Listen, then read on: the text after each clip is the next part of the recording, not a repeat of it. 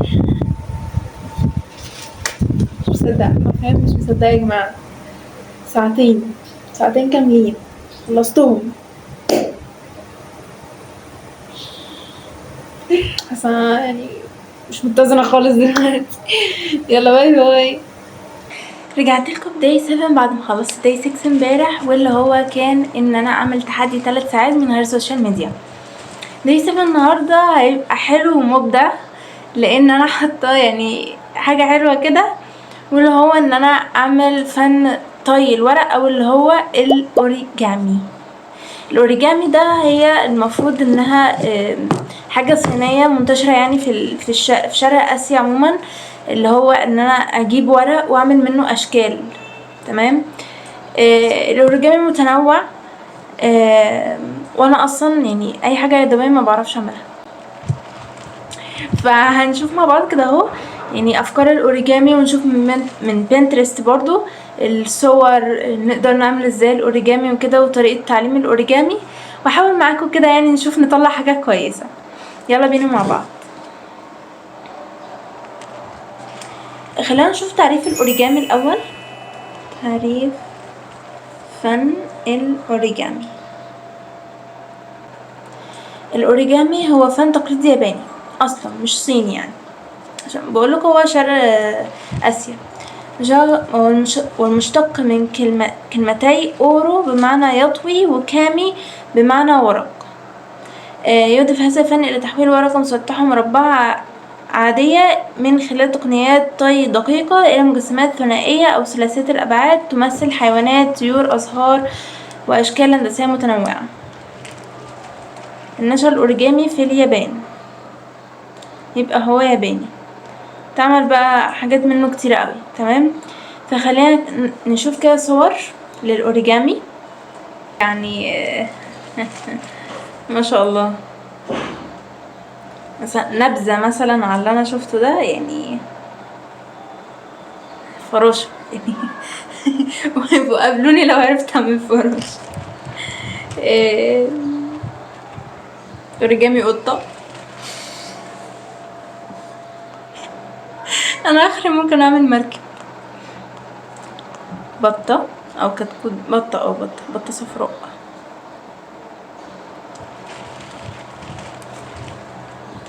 يعني حاجات ما شاء الله في غاية الكومبلكس. ده بقى كومبلكس باكتساح. تمام. ف المكتسح اكتر منه. يعني خلينا نشوف كده اهو. مش عارفه هعملها ازاي دي، مش عارفه. هنقوم اجيب الورق ونحاول كده نشوف صورة مع بعض تكون سهلة ولطيفة كده نعرف نعملها. يلا بينا. بصوا انا ملقتش غير الاجندة دي اعمل فيها، فهسحب منها ورق وخلاص. تمام. يا رب دي تكون طول الورقة المناسبة يعني لأي اوريجامي هعمله، لان انا مش عارفة هما محتاجين طول معين ولا لا. تمام. ف بسم الله. مش عارفة يعني مش عارفة اعمل ايه. نجرب اللي هي دي الحمامة دي، لو معرفش البجعة المفروض. لو عرفت يعني هيبقى اخر بركة، لو معرفتش خلاص بقى خلينا نجرب حاجة جديدة.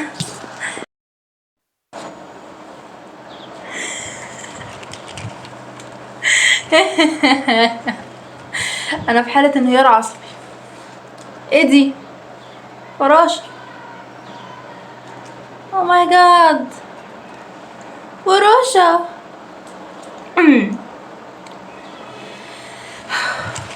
انا عدت الفيديو تقريبا اكتر من 5 6 7 مرات. الحمد لله. بس دي فراشة. بصوا. فراشة. اقسم بالله تحفة. انها معوقة من قدام يعني. فراشة ظهرية الظهر. فراشة ظهرية الظهر.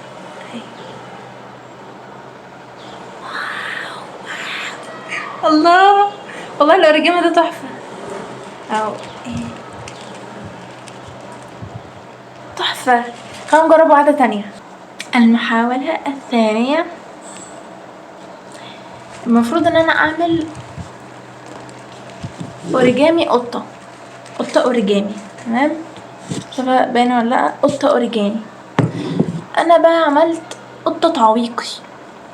تمام، قطة عويقي. مش عارفه هتشوفوها ولا لا.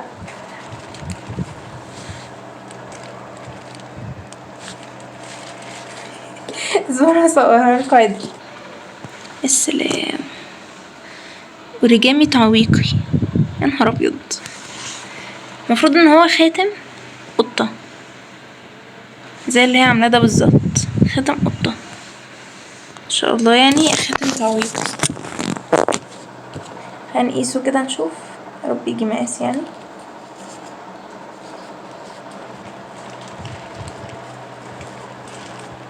تا-تا. قعدت فيه ولا ربع ساعة عشان اطلع القزع ده. واو، قطع. it's a cat. origami cat. هنجرب واحد جديد يعني، نحاول كده فيه مرة كده، ولو ما نفعش خلاص بقى يعني. origami خلص. بتتفك بسرعة حتى. يلا خلينا نجرب يا جماعة. عملت واحد جديد. قلب.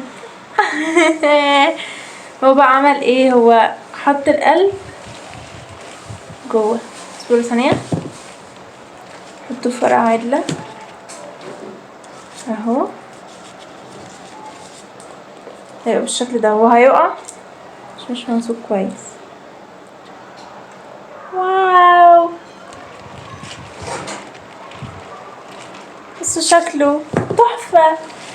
المفروض ان هو زينة كده. وانا طبعا عشان الورق ده كحيان شوية، مش لون احمر زيه. اهو الفيديو. المفروض ان انا اهو عملت زيه بالظبط. صغنون كده ويدخل في الورقة او يدخل في حاجة ليه البتاع من ورا. طب مشوفوش كده من ورا عشان شكله وحش. بس اهو ممكن مثلا يعني اعمل له نجوم كده اهو عشان ما يبقاش مطفي كده، ونرسم له كده حبة نجوم عشان الورق العادي ده شكله وحش. تمام، اهو اهو اهو اهو يعني تحفة كده. خلاص خلصنا داي 7 الاوريجامي. تمام، خاتم، فراشة، وقلب. يا رب يكون عجبكم باذن الله. انتظروا داي 8 ان شاء الله.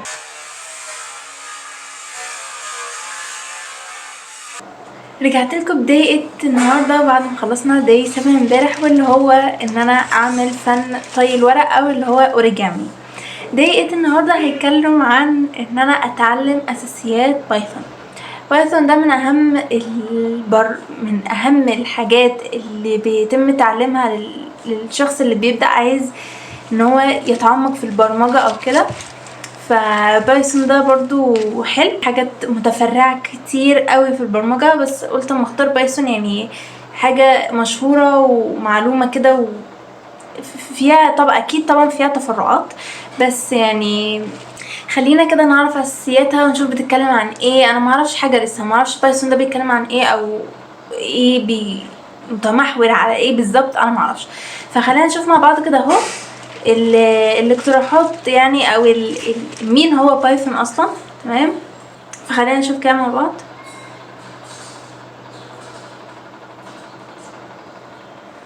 خلينا نسأله ما هو بايثون، هنشوف هي بتقول ايه. بايثون هي واحدة من أشهر لغات البرمجة وأكثرها استخداما في العالم.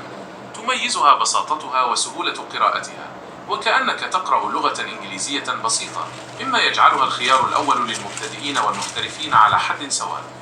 إليك أبرز ما يميزها وفيما تستخدم. لماذا بايثون مميزة؟ سهلة التعلم والقراءة. كتابة الأكواد فيها واضحة ومباشرة مقارنة بلغات أخرى مثل C++ أو جافا. متعددة الاستخدامات، لا تقتصر على مجال واحد، بل يمكنك استخدامها في مجالات متنوعة جدا. أهم استخدامات بايثون. تستخدم بايثون في كبرى الشركات العالمية مثل جوجل ونتفليكس وإنستغرام في مجالات مثل: 1.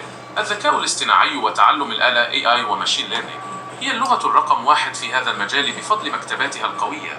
باختصار، بايثون هي بمثابة السكين السويسري في عالم البرمجة، تجمع بين القوة والبساطة.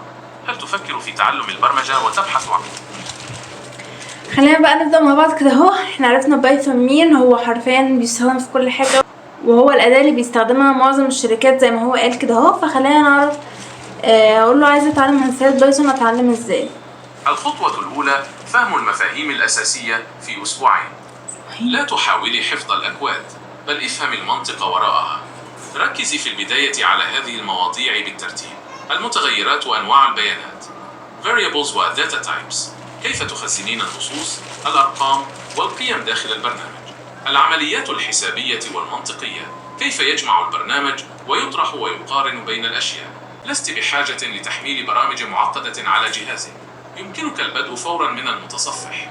جوجل كولاب أداة مجانية ورائعة من جوجل، تفتحينها وتكتبين كود بايثون وتجربينه بضغطة زر واحدة، مناسبة جدا للأبحاث. VS كود، عندما تشعرين أنك تريدين برنامجا حقيقيا على كمبيوتر، هذا هو البرنامج الأفضل والأشهر عالميا. الخطوة الثالثة: مصادر مجانية للتعلم، عربي وإنجليزي. اختاري مصدرا واحدا فقط وركزي معه حتى النهاية لتتجنب التشتت. باللغة، قناة الزيرو ويب سكول، أسامة الزيرو لديه كورس بايثون أسطوري يشرح من الصفر ويفصل كل نقطة بأسلوب ممتع البرمجة مثل قيادة الدراجة، لن تتعلميها بمجرد المشاهدة. كلما تعلمت درسا مدته 10 دقائق، افتح المترجم واكتب الكود بيدك. غيري في الأرقام والكلمات وشاهدي ماذا سيحدث. لا تخافي من الأخطاء. ظهور رسالة خطأ error باللون الأحمر أمر طبيعي يواجهه حتى المحترفين، وهو الطريقة الفعالة للتعلم. 5. مشروعك الأول. بعد أن تنتهي من الأساسيات، وهذا قد يستغرق من أسبوعين لشهر حسب وقتك، لا تنتقلي لكورس آخر، بل قومي ببناء مشروع صغير بنفسك، مثل لعبة تخمين الأرقام. تطلبين من المستخدم تخمين رقم والبرنامج يخبره إن كان كبيرا أم صغيرا. آلة حاسبة بسيطة. برنامج ينظم لك مهامك اليومية to-do list عبر الشاشة. ما رأيك؟ هل تفضل؟ واو الاقتراحات حلوة، أنا عجبتني الاقتراحات من قبل ما أبدأ. يعني خلينا بس نشوف المتصفح أو الويب سايت اللي هو قال عليه ده، إن أنا أخش أجرب بنفسي الكود. أنا أصلا معيش كود، فخليني أشوف بس الأول الموضوع يشتغل إزاي. تمام، اوكي. أنا ظهر لي الشاشة دي، أنا عارفة المفروض أعمل إيه.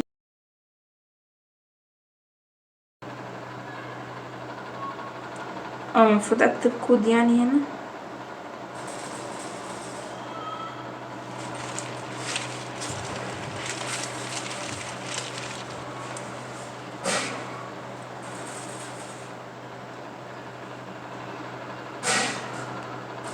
مش عارفه المفروض اعمل ايه.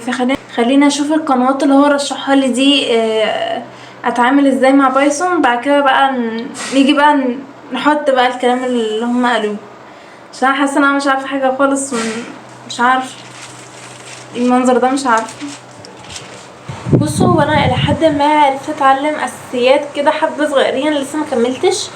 يعني انا قلت عشان ما اطولش في موضوع البايثون ده كده، لان هو متوسع كتير قوي والراجل بيشرح بتوسع، فقلت اما اجرب معاكم كده اهو دلوقتي نشوف مع بعض كده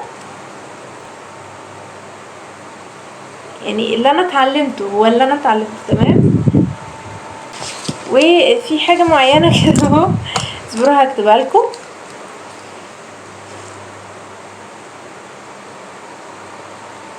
طيب بصوا كده، انا حاولت على قد ما اقدر اكتب الاكواد، فيلا بينا. يلا بينا. 3 2 1 تدا! كتبت الرموز وخليته يحولها لي الحروف الانجليش او بالشكل ده كابيتال. اللي هو مكتوب بالكابيتال هنا هو الرموز اللي فوق، والبرنت اللي هي let's get 200,000 in my challenge دي هي دي اللي انا كاتباها بايدي عادي. تمام، بصوا تحفه ازاي. هي حاجات بسيطه جدا، يعني هي مش حاجه يعني اتراكتيف او انها يعني ان انا واو انا بقيت مبرمجه خلاص. بس يعني حاولت على قد ما اقدر ان انا يعني اتعمق في البايثون، بس اكيد لسه في تفرعات وحاجات كتير قوي لازم اتعلمها. فده كده نهاية اليوم. انا اتبسطت الصراحة، يعني اي حاجة ليها علاقة بالبرمجة والتكنولوجيا انا بتبسط بيها قوي حرفيا. واشوفكم باذن الله بكره. باي باي. رجعت لكم داي 9 بعد ما خلصت داي 8 امبارح، واللي هو ان انا اتعلم اساسيات بايثون. تمام، رجعت لكم بقى بالتحدي ده بتاع النهارده، حلو قوي بالنسبه لي يعني. تمام، اللي هو ان انا اتامل لمده 20 دقيقه.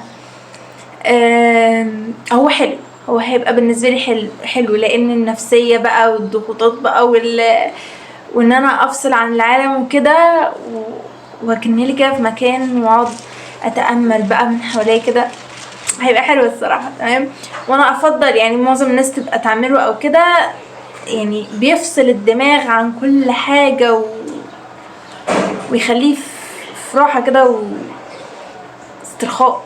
تمام، ف معايا اهو جبت فيديو من على اليوتيوب. هو مش تأمل بالظبط، يعني هو المفروض ان هو تمرين تنفس. تمام، تدريب يعني. فقلت اما ادخله مع التأمل بحيث ان انا ازامن التنفس مع التأمل وكده وشعور راحة كده. تمام، ادي اهو الفيديو والتايمر فوق. فيلا بينا نبدأ. شغل التايمر وشغل الفيديو في نفس الوقت ونبدأ مع بعض. معنى الأكتاف تبقى ثابتة وفقط البطن ينزل ويرتفع. هنا نحن نستعمل الجزء السفلي من الرئتين في منطقة الحجاب الحاجز، وهو الجزء المهمل عند أغلبية البشر. تقدر تستعمل يديك بحيث تضع يد على صدرك واليد الأخرى على بطنك. فقط اليد التي على بطنك تتحرك والأخرى ثابتة. ممكن أحيانا تحس بدوخة أو وخز بالأطراف، عادي، ريح نفسك بعدين ارجع للتمرين معانا.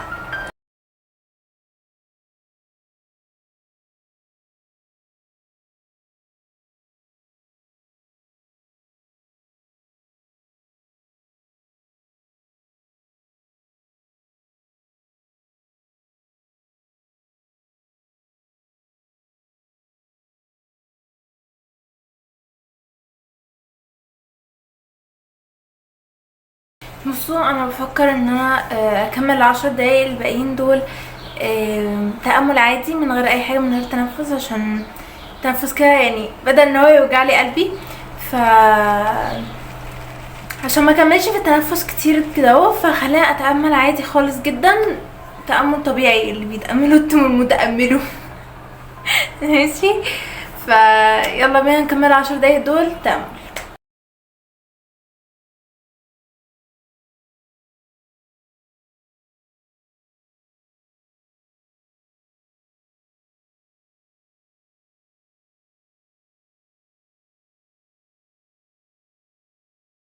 واو واو، انا مش مصدقه ان انا عملت التأمل ده بجد. فين ممكن اعتمده في وقت الضغوطات، وقت التوتر الزايد. انا عن نفسي بتوتر بسرعه جدا وبتوتر بزياده حرفيا، ما بعرفش اسكت. فممكن يعني حتى لو 5 دقايق بس اقعد اعمل فيهم تمرين. بجد انا مبسوطه قوي ان انا عرفت يعني اخصص وقت اقعد فيه اتامل واسكت ومتحركش وبتنفس كده واحس ان انا بتكلم من جوايا. بجد تحدي تحفه، ودي طبعا 10/10. واشوفكم في التحدي الجاي باذن الله. باي.